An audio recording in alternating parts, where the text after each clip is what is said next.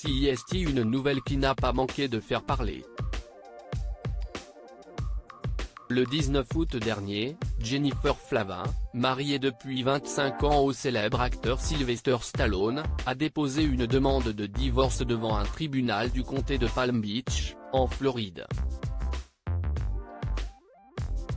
Stupéfaction générale pour les fans de la star de Rocky et Rambo, puisque l'artiste de 76 ans semblait filer le parfait amour avec sa dulcinée.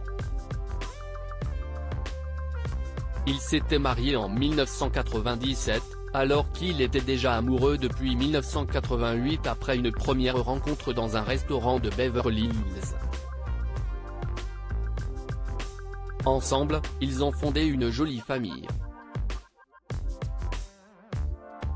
Ils ont 3 filles: Sophia, 25 ans, Sistine, 24 ans, et Scarlett, 20 ans.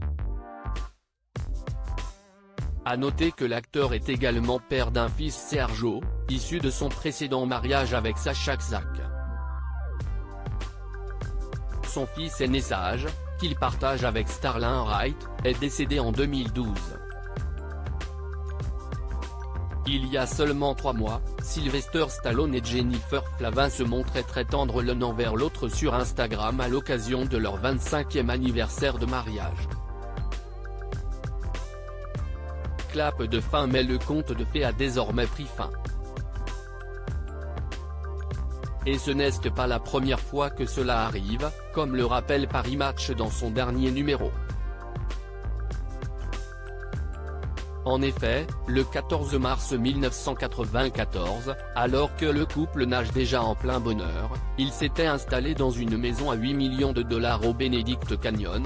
Le monde de Jennifer Flavin s'écroule lorsqu'elle apprend par l'intermédiaire d'une lettre déposée par un facteur de Federal Express que son histoire d'amour avec l'acteur est close.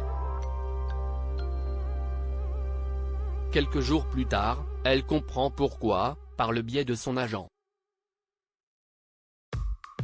Il a eu une liaison avec Janice Dickinson, photographe et mannequin de profession, pour qui il aurait tout plaqué afin de se consacrer entièrement au bébé dont elle venait d'accoucher, dont il croyait être le père.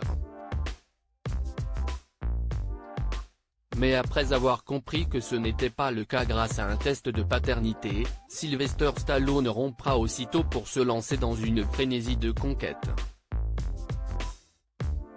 Mais son amour pour Jennifer Flavin aura été plus fort que tout et ils se sont finalement rabibochés, épousés et consacrés à leurs enfants avant que finalement, en août 2022, leur histoire ne prenne définitivement fin.